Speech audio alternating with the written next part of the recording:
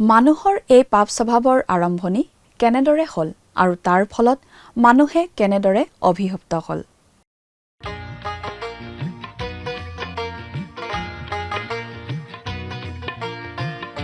আজিৰে পবিত্ৰ ক্ষণতে উজ্বলি উঠা খ্ৰীষ্টৰ জ্যোতি গ্ৰহণ কৰাই ভক্তি বচন এই মাথোন আমাৰ মিনতি গ্ৰহণ কৰাই ভক্তি বচন।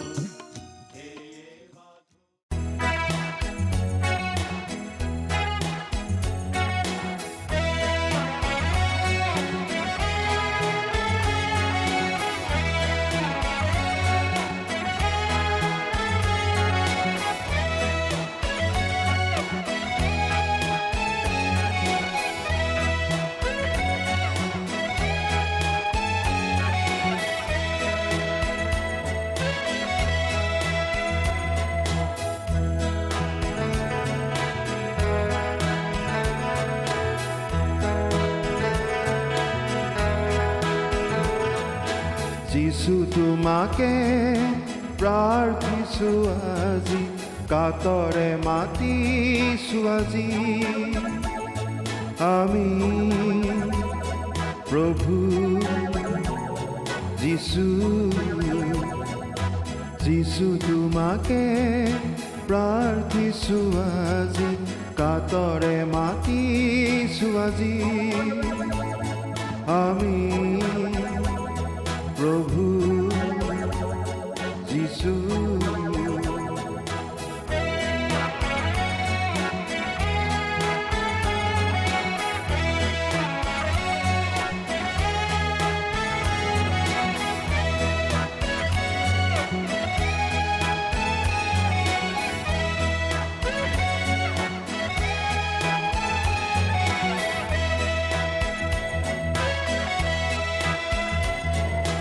তুমি সৃজিছিলা যোন বেলি তৰা, ইয়াৰ কাষলে মোৰ যিছু তুমি আহা।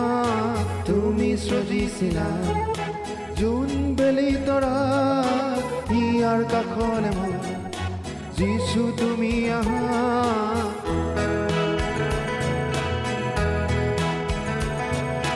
যিছু তোমাকে প্ৰাৰ্থিছো আজি, কাতৰে মাতিছো আজি আমি প্ৰভু যিছু।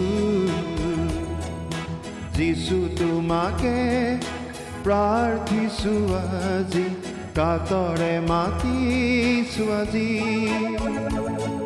আমি প্ৰভু যিছু।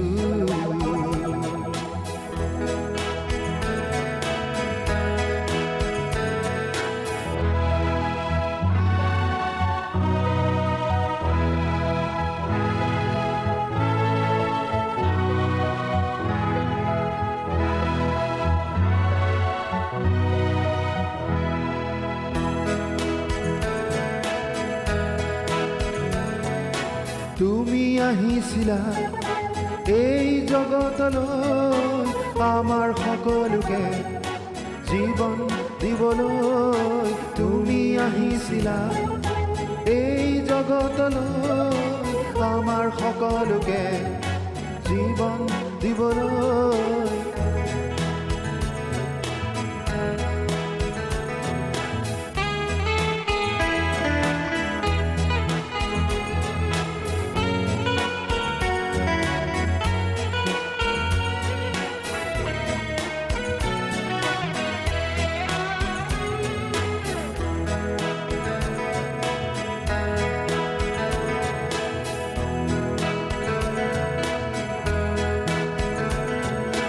তোমাৰ প্ৰেমৰ কথা বৰ্ণাই নপৰেও, হোৱা যিছু তুমি চিৰদিনে মোৰ।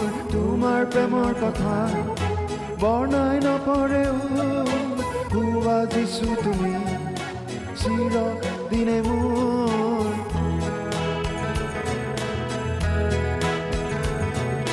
যিছু তোমাকে প্ৰাৰ্থিছো আজি কাতৰে মাতিছো আজি আমি প্ৰভু যিছু প্ৰভু যিছু প্ৰভু যিছু প্ৰভু যিছু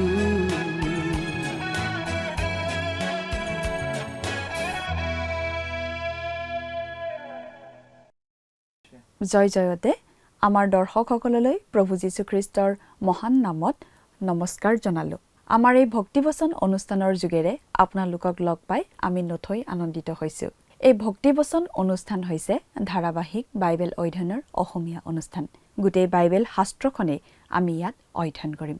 বাইবেলৰ মুঠ ৬৬খন পুস্তকৰ একোখনকৈ পুস্তক আমি আলোচনাৰ বাবে ল'ম আৰু পুস্তকখন এফালৰ পৰা পঢ়ি তাৰ ওপৰত আমি অতি সহজ সৰলভাৱে ব্যাখ্যা আগবঢ়াবলৈ চেষ্টা কৰিম।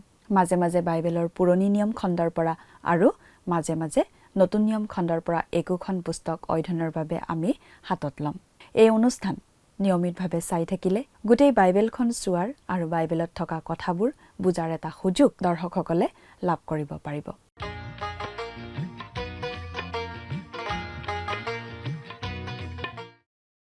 আজিৰ এই অনুষ্ঠানৰ পৰা আমি বাইবেলৰ পুৰণি নিয়ম খণ্ডৰ আদি পুস্তক নামৰ পুস্তকখনৰ অধ্যয়ন আৰম্ভ কৰিব খুজিছো। এই আদি পুস্তকখনেই বাইবেলৰ প্ৰথমখন পুস্তক। বাইবেলৰ দুখন পুস্তকক বাইবেলৰ দুটা চাবিকাঠি বুলি ক'ব পাৰি। আদি পুস্তকখন পুৰণি নিয়মৰ চাবিকাঠি আৰু নতুন নিয়ম খণ্ডৰ চাবিকাঠি স্বৰূপ হৈছে মথিয়ে লিখা শুভবাৰ্তাখন। এই পুস্তক দুখনে গোটেই বাইবেল শাস্ত্ৰখন বুজি পোৱাত আমাক বিশেষভাৱে সহায় কৰে। আদি পুস্তকত এনেকুৱা কথাবোৰ আছে যিবোৰ জানিবলৈ মানুহে সদায় আগ্ৰহ কৰে। আমাৰ পৃথিৱীখনৰ আৰম্ভণি, আমি দেখা গছলতা তৰু তৃণ, জীৱ-জন্তু, পশু-পক্ষী আদিৰ আৰম্ভণি, মানুহৰ আৰম্ভণি আদিৰ কথাৰেই আদি পুস্তকৰ আৰম্ভণি হৈছে। অৰ্থাৎ এইবোৰ কথাৰেই বাইবেলখনৰ আৰম্ভণি হৈছে। যিহেতু এই আদি পুস্তকখনেই বাইবেলৰ প্ৰথমখন পুস্তক, প্ৰথম মানুহৰ সৃষ্টি, নাৰীৰ সৃষ্টিৰ কথা বিশেষভাৱে বৰ্ণনা কৰা হৈছে। মানুহৰ পাপ স্বভাৱেই মানুহৰ মূল সমস্যা আৰু আন সকলো সমস্যা এই মূল সমস্যাটোৰ পৰা উদ্ভৱ হোৱা বুলি বাইবেলে আমাক শিকায়। মানুহৰ এই পাপ স্বভাৱৰ আৰম্ভণি কেনেদৰে হ'ল আৰু তাৰ ফলত মানুহ কেনেদৰে অভিশপ্ত হ'ল, মানুহৰ লগতে গোটেই প্ৰকৃতিখনেই কেনেদৰে মানুহৰ পাপৰ ফল ভোগ কৰিবলগীয়া হ'ল, তাৰো উল্লেখ আমি এই আদি পুস্তকখনতে পাওঁ। ঈশ্বৰৰ সৈতে প্ৰথম মানৱ দম্পতী আদম আৰু হাৱাৰ যি সম্বন্ধ আছিল তাৰো ছবি এখন আমি ইয়াতেই পাওঁ। পাপৰ ফলত ঈশ্বৰৰ সৈতে থকা সম্বন্ধত কেনা লাগিলেও ঈশ্বৰে সেই অৱস্থাৰ পৰা মানৱৰ মুক্তিৰ বাবে কৰা প্ৰতিজ্ঞাৰ কথাও আমি এই আদি পুস্তকতেই পাওঁ। আৰু সদৌ শেষত যোচেফৰ মৃত্যুৰ কাহিনীৰে আদি পুস্তকৰ সামৰণি পৰিছে। গতিকে আমি সহজেই অনুমান কৰিব পাৰো যে যিকোনো অনুসন্ধিৎসু লোকৰ বাবেই আদি পুস্তকখন এখন চিত্ৰাকৰ্ষক পুস্তক। ইয়াৰ মাজত সকলোৱে কিবা নহয় কিবা এটা বিচাৰি পায়। আমি ৫৫টা অনুষ্ঠানৰ যোগেৰে এই পুস্তকখনৰ প্ৰতিটো পদ পঢ়ি তাৰ ওপৰত চমু আলোচনা আগবঢ়াই থাকিম। আশা কৰোঁ আমাৰ এই অনুষ্ঠানৰ যোগেৰে আমাৰ দৰ্শকসকল বিশেষভাৱে উপকৃত হ'ব। আহকচোন এতিয়া মূল কথালৈ আগবাঢ়ি যাওঁ। প্ৰিয় শ্ৰোতা, বাইবেলৰ প্ৰথমখন পুস্তক অৰ্থাৎ আদি পুস্তকখন বাইবেলৰ অতি গুৰুত্বপূৰ্ণ পুস্তক দুখনৰ মাজৰ এখন। পুৰণি নিয়মৰ পাতনি মেলা পুস্তক অৰ্থাৎ আদি পুস্তক আৰু নতুন নিয়মৰ পাতনি মেলা পুস্তকখন অৰ্থাৎ মথিয়ে লিখা শুভবাৰ্তা, এই পুস্তক দুখন বাইবেলখন বুজি পাবৰ বাবে চাবিকাঠিৰ নিচিনা বুলি আমি ভাবোঁ। আমি আমাৰ এই বাইবেল অধ্যয়ন আৰম্ভ কৰাৰ আগতে আপোনালোকক অনুৰোধ কৰিব খুজিছোঁ যাতে আদি পুস্তক নামৰ পুস্তকখন সম্পূৰ্ণকৈ পঢ়ি লয়। একে বহাতে বহি গোটেই পুস্তকখন পঢ়ি ল'ব পাৰিলে খুবেই ভাল হয়। কিন্তু আমি এই কথা মানি ল'বই লাগিব যে তেনেদৰে একে বহাতে পুস্তকখন পঢ়ি শেষ কৰাটো সহজ নহয়। আৰু এই কথা স্বীকাৰ কৰিবই লাগিব যে আপোনালোকৰ এই অযোগ্য দাসেও একে বহাতে আদি পুস্তকখন পঢ়ি শেষ কৰা মনত নপৰে। পুস্তকখন পঢ়ি শেষ কৰোঁতে কেইবাবাৰো বহিব লগা হৈছিল, কাৰণ বিভিন্ন কাৰণত একেলেঠাৰিয়ে পঢ়াত ব্যাঘাত জন্মিছিল। কিন্তু যদিহে আপুনি একে বহাতে এই আদি পুস্তক নামৰ পুস্তকখন পঢ়ি শেষ কৰিব পাৰে, তেনেহ'লে যথেষ্ট লাভৱান হ'ব পাৰিব। আমি প্ৰথমতে গোটেই আদি পুস্তকখনৰ এটা বিহংগম দৃষ্টি আপোনালোকৰ আগত দাঙি ধৰিব খুজিছোঁ। এই দৃষ্টিতেই পুস্তকখনৰ সম্পূৰ্ণ ৰূপ এটা ধৰা পৰিব। ইয়াৰ ভিতৰৰ কিছুমান কথা আপুনি বিশেষভাৱে মনত ৰখা উচিত, কাৰণ এই আদি পুস্তকখন গোটেই বাইবেলখনৰ বীজ স্বৰূপ বুলিও আমি ক'ব পাৰোঁ। অৰ্থাৎ আচলতে এই আদি পুস্তকতেই বহুতো কথা প্ৰথমবাৰৰ বাবে উল্লেখ কৰা হৈছে। সৃষ্টিকাৰ্য, মানুহ, নাৰী, পাপ, বিশ্ৰামবাৰ, বিবাহ, পৰিয়াল, শ্ৰম, সভ্যতা, সংস্কৃতি, নৰহত্যা, বলিদান, বিভিন্ন জাতি, ভাষা, মুক্তি আৰু নগৰসমূহৰ কথা। লগতে আপুনি লক্ষ্য কৰিব কিছুমান বাক্যাংশ তথা শব্দ ইয়াত খুব সঘনাই ব্যৱহাৰ হোৱা কথাটো। উদাহৰণস্বৰূপে বংশৰ বিৱৰণ এনেধৰণৰ বুলি সঘনাই ইয়াত উল্লেখ কৰা আমি পাওঁ, কাৰণ এই আদি পুস্তকত প্ৰথম মানৱ জাতিৰ পৰিয়ালবোৰৰ বৰ্ণনা দিয়া আছে। এই কথাবোৰ প্ৰয়োজনীয় কথা, কাৰণ ইয়াত আৰম্ভ হোৱা এই পৰিয়ালসমূহৰেই আমি আচলতে সতি সন্ততি। প্ৰিয় শ্ৰোতা, এই আদি পুস্তকত কিছুমান অতি বাচকবনীয়া আৰু চকুত লগা ধৰণৰ ব্যক্তি চৰিত্ৰ আমাৰ আগত বৰ্ণোৱা হৈছে। এই পুস্তকখনক কোনোৱে জীৱনী সংগ্ৰহ বুলিও ক'ব খোজে, কিয়নো এই আদি পুস্তকতেই আমি পাওঁ অব্ৰাহাম, ইছহাক, জাকুব, যোছেফ, ফৰোন ৰজা আৰু যোছেফৰ বাহিৰে জাকুবৰ বাকী 11জন পুত্ৰৰ কথা। আপুনি দেখিবলৈ পাব ঈশ্বৰে অনবৰতেই অব্ৰাহাম, ইছহাক, জাকুব আৰু যোছেফক আশীৰ্বাদ কৰি অহাৰ কথা। লগতে তেওঁবিলাকৰ সৈতে জড়িত সকলকো, অৰ্থাৎ লোট, অবিমেলেক, পটিফৰ, বৰ চাংমাই আৰু ফৰোন ৰজা আদিকো ঈশ্বৰে আশীৰ্বাদ কৰা আমি দেখিবলৈ পাওঁ। এই পুস্তকতেই ঈশ্বৰে কৰা চুক্তি বা প্ৰতিজ্ঞাৰ কথাও আমি পঢ়িবলৈ পাওঁ। আদি পিতৃসকলৰ আগত ঈশ্বৰে বহুবাৰ দেখা দিয়াও আমি দেখিবলৈ পাওঁ, বিশেষকৈ অব্ৰাহামৰ আগত। এই আদি পুস্তকত যজ্ঞবেদীৰ কথাটো অতি চকুত লগা ধৰণে আমি পঢ়িবলৈ পাওঁ। ইয়াতে আমি পৰিয়ালত চলা ঈৰ্ষা, হিংসা আদিৰ বিষয়েও পঢ়িবলৈ পাওঁ। ইয়াত আমি মিছৰৰ বিষয়ে যিমান পঢ়িবলৈ পাওঁ, বাইবেলৰ আন কোনোখন পুস্তকতেই নাপাওঁ। ইয়াতে আমি ঈশ্বৰে পাপৰ সুধবিচাৰ দণ্ডবিহাৰ কথাও পঢ়িবলৈ পাওঁ, আৰু লগতে ঈশ্বৰে বিশেষভাৱে ৰক্ষা কৰা কথাও পঢ়িবলৈ পাওঁ। এই আদি পুস্তক অধ্যয়ন কৰি যাওঁতে আমি এজন বিখ্যাত বৈয়াকৰণিক পণ্ডিতে লিখা এই বিশেষ কথাখিনি মনত ৰখা উচিত। কথাখিনি এনেধৰণৰ: প্ৰথমতে সামগ্ৰিক ছবি এখন লৈ ল'ব লাগে, তাৰ পাছত বিভিন্ন অংশবোৰ কাৰ্যত পৰিণত কৰিব লাগে, গাঁথনিৰ প্ৰতি বিশেষ আকৰ্ষণ দিব লাগে, নীৰৱতা, তাৰ পাছতেই আপুনি গঢ়িবলৈ, গঠন কৰিবলৈ আৰম্ভ কৰক। লোৰ হাতুৰিয়ে শিলত খুন্দিয়াই জুই উলিয়াব, চিমেণ্টে ইটা গাঁঠিব। অৰ্থাৎ কথাখিনি আমি এনেধৰণেও ক'ব পাৰোঁ।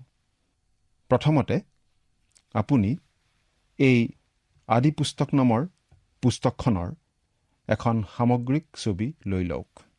আমি ছাত্ৰসকলক প্ৰায়ে কওঁ যে বাইবেলখন অধ্যয়ন কৰাৰ দুটা পদ্ধতি আছে। অনুগ্ৰহ কৰি কথাখিনি মন কৰিব। বাইবেলখন অধ্যয়ন কৰাৰ কাৰণে দুটা পদ্ধতি আছে। এটা পদ্ধতি হৈছে দূৰবীক্ষণ যন্ত্ৰৰ পদ্ধতি, আৰু আনটো হৈছে অনুবীক্ষণ যন্ত্ৰৰ পদ্ধতি। দূৰবীক্ষণ যন্ত্ৰেৰে আমি দূৰত থকা গ্ৰহ নক্ষত্ৰ আদি চাব পাৰোঁ। দূৰৰ বস্তু আমি চাব পাৰোঁ।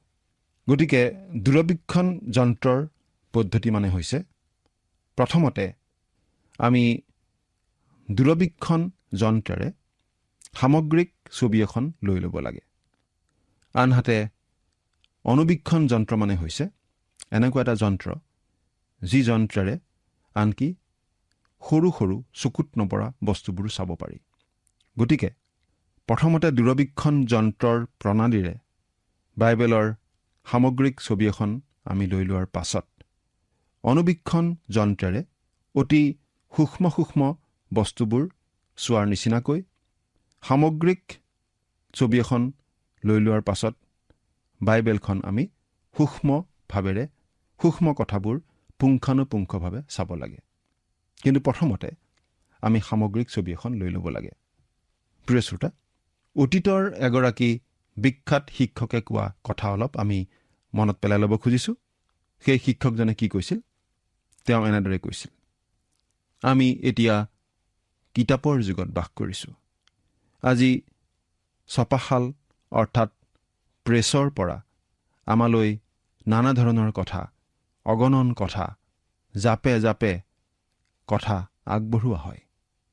আমি আজি বিভিন্ন হাত পুথি, বিভিন্ন ধৰণৰ পাঠ্যপুথি, প্ৰবন্ধ, ভক্তিমূলক লেখনি, সমালোচনামূলক লেখনি, ব্যাখ্যামূলক লেখনি, বাইবেলৰ বিষয়ে লিখা কিতাপ, শুভবাৰ্তাসমূহৰ বিষয়ে লিখা কিতাপ পঢ়িবলৈ পাওঁ।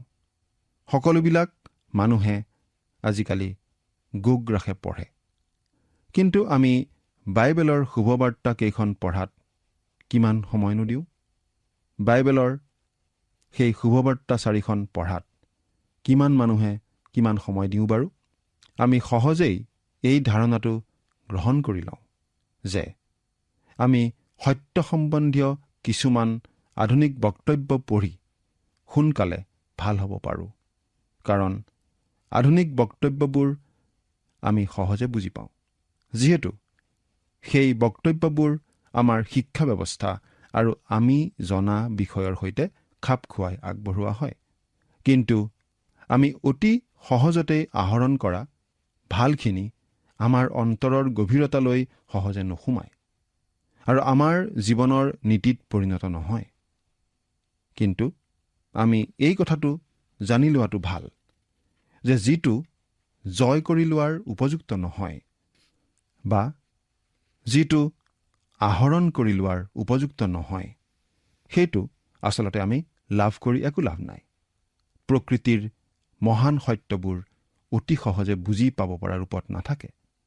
অনুগ্ৰহৰ সম্পদবোৰ সকলো বুদ্ধি আৰু শক্তিৰে বিচাৰিব লাগিব, যিবোৰ উত্তম মুকুতা বিচাৰি ফুৰা মানুহৰ বৈশিষ্ট্য। কথাখিনি সহজভাৱে আমি এনেদৰেই ক'ব পাৰোঁ যে যিবোৰ কথা আমি সহজে পাওঁ সেইবোৰ আচলতে বেছি মূল্যৱান কথা নহয়। মূল্যৱান কথা আহৰণ কৰিবলৈ হ'লে আমি কষ্ট কৰিব লাগিব, চেষ্টা কৰিব লাগিব আৰু আগ্ৰহ থাকিব লাগিব।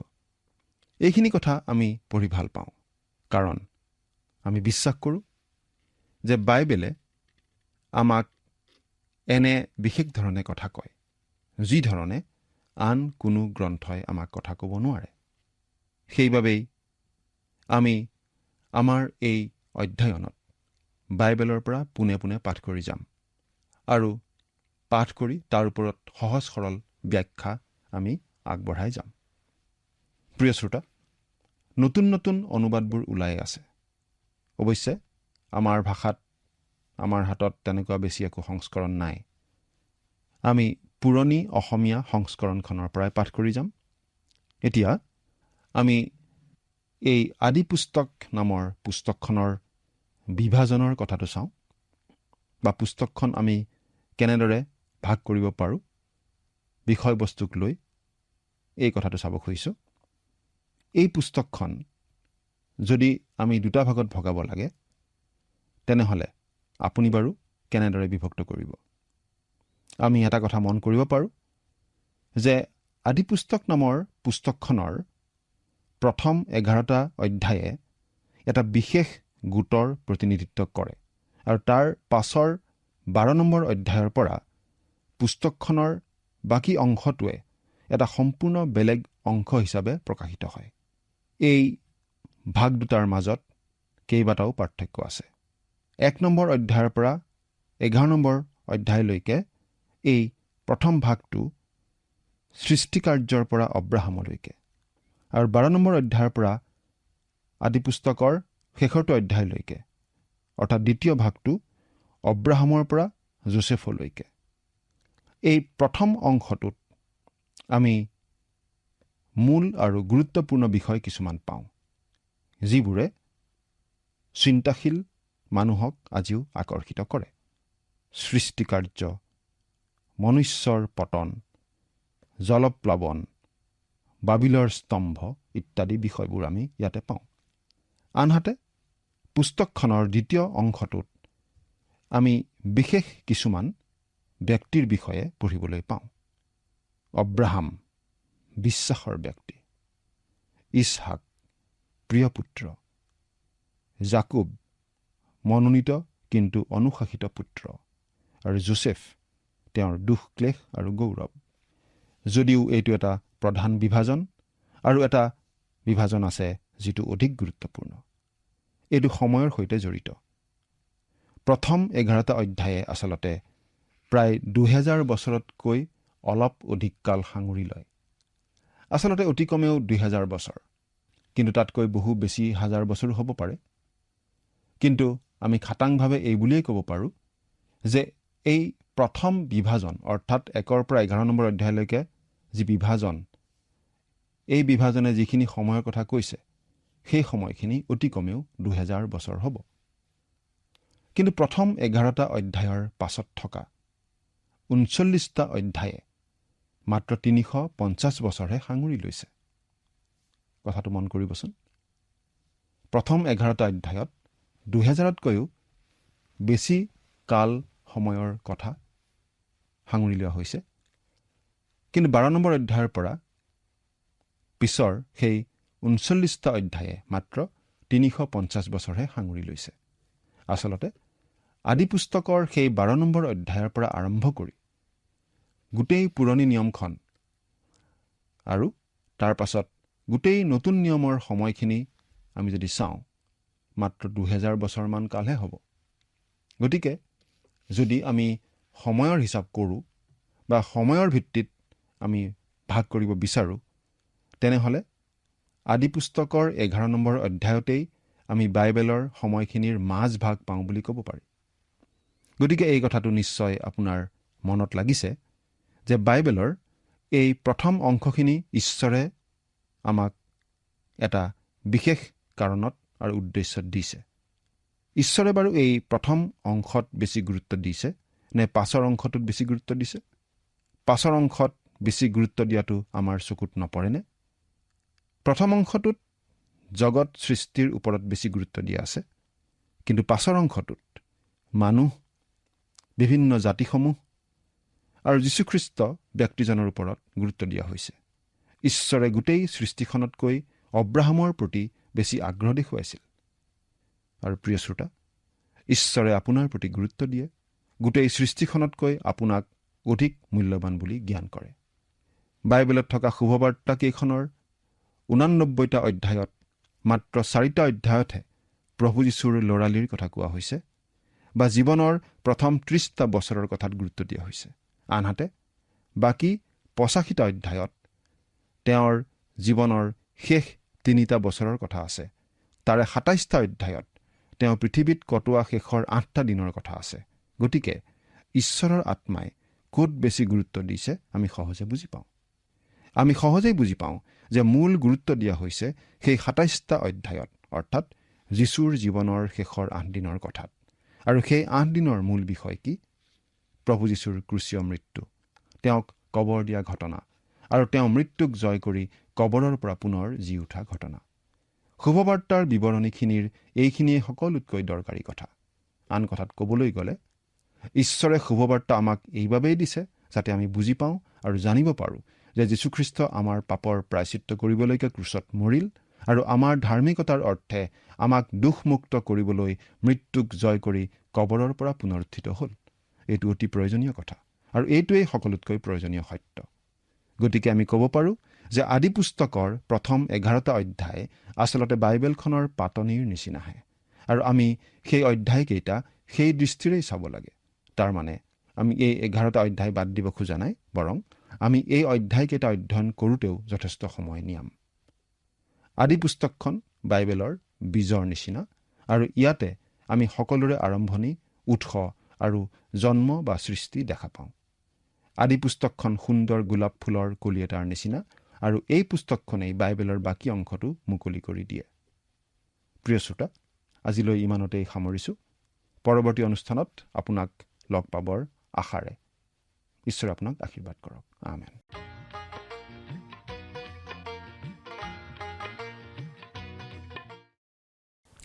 বাইবেলৰ ৬৬খন পুস্তকৰ ভিতৰত আদি পুস্তকখন অতি গুৰুত্বপূৰ্ণ আৰু ই এখন দীঘলীয়া পুস্তক। গোটেইখন পুস্তক এবাৰ পঢ়ি শেষ কৰি ল'লে এই অনুষ্ঠানৰ পৰা অধিক লাভৱান হ'ব পৰা যাব। এই পুস্তকখন বংশাৱলীৰ ভিত্তিটো বিভক্ত কৰি তেনে হিচাপেও চাব পাৰি। প্ৰথম অধ্যায়ৰ পৰা ২য় নম্বৰ অধ্যায়ৰ ৬ নম্বৰ পদলৈকে পৃথিৱীৰ সৃষ্টি কাৰ্যৰ কথা পাওঁ, যাক আমি পৃথিৱীৰ বংশাৱলী বুলি ধৰিব পাৰোঁ। ২ নম্বৰ অধ্যায় ৭ নম্বৰ পদৰ পৰা ৬ নম্বৰ অধ্যায় ৮ নম্বৰ পদলৈকে আমি আদমৰ বংশবোৰৰ কথা পাওঁ। ৬ নম্বৰ অধ্যায়ৰ ৯ নম্বৰ পদৰ পৰা ৯ নম্বৰ অধ্যায়ৰ ২৯ নম্বৰ পদলৈকে আমি নোহৰ বংশবোৰৰ কথা পাওঁ। ১০ নম্বৰ অধ্যায়ৰ ১ নম্বৰ পদৰ পৰা ১১ নম্বৰ অধ্যায়ৰ ৯ নম্বৰ পদলৈকে নোহৰ পুত্ৰসকলৰ বংশ। ১১ নম্বৰ অধ্যায়ৰ ১০ নম্বৰ পদৰ পৰা ২৬ নম্বৰ পদলৈকে চেমৰ বংশবোৰৰ কথা। ১১ নম্বৰ অধ্যায়ৰ ২৭ নম্বৰ পদৰ পৰা ২৫ নম্বৰ অধ্যায় ১১ নম্বৰ পদলৈকে তেৰশৰ বংশবোৰৰ কথা। ২৫ নম্বৰ অধ্যায়ৰ ১২ নম্বৰ পদৰ পৰা ১৮ নম্বৰ পদলৈকে ইছমাইলৰ বংশৰ কথা। ২৫ নম্বৰ অধ্যায়ৰ ১৯ নম্বৰ পদৰ পৰা ৩৫ নম্বৰ অধ্যায়ৰ ২৯ নম্বৰ পদলৈকে ইছহাকৰ বংশৰ কথা। ৩৬ নম্বৰ অধ্যায়ৰ ১ নম্বৰ পদৰ পৰা ৩৭ নম্বৰ অধ্যায়ৰ ১ নম্বৰ পদলৈকে এছৰ বংশৰ কথা। ৩৭ নম্বৰ অধ্যায়ৰ ২ নম্বৰ পদৰ পৰা ৫০ নম্বৰ অধ্যায়ৰ ২৬ নম্বৰ পদলৈকে জাকুবৰ বংশৰ কথা। এই সকলোবোৰ বংশৰ কথা আদি পুস্তকত দিয়া হৈছে। চাবলৈ গ'লে ইয়াক বিভিন্ন বংশ পৰিয়ালৰ এখন পুস্তক বুলিও ক'ব পাৰি। ইছৰাইল জাতিৰ উৎপত্তিৰ কথাই এই সকলো কথাৰ মাজেৰে অৱশেষত প্ৰকাশ পাই উঠিছে। এই সকলোবোৰৰ মাজেৰে আগবাঢ়ি গৈ যোছেফৰ মিছৰত হোৱা মৃত্যুত পুস্তকখনৰ সামৰণি পৰিছে। প্ৰিয় দৰ্শক, আশা কৰোঁ আপোনালোকে আমাৰ এই অনুষ্ঠানৰ যোগেৰে এই পুস্তকখনৰ মাজেৰে আমাৰ সৈতে বাক বুলিব। পৰৱৰ্তী অনুষ্ঠানত পুনৰ লগ পোৱাৰ আশাৰে আজিলৈ ইমানতে সামৰিব খুজিছোঁ। সামৰণিত আহকচোন পৰমপিতা পৰমেশ্বৰৰ ওচৰত প্ৰাৰ্থনাত মূৰ্ণত কৰোঁ হওক। স্বৰ্গত থকা অতি মৰমীয়াল দয়ালু পিতৃ ঈশ্বৰ, ধন্যবাদ দিওঁ প্ৰভু তোমাক, তুমি সুন্দৰ সময় প্ৰত্যেককে দান কৰাৰ বাবে।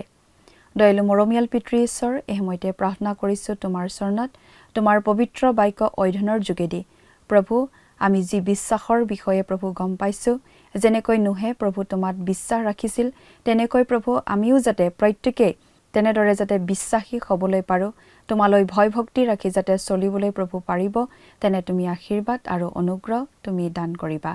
এই সকলো যাচনা মহান ত্ৰাণকৰ্তা প্ৰভু যীশুখ্ৰীষ্টৰ নামত অৰ্পণ কৰিলোঁ।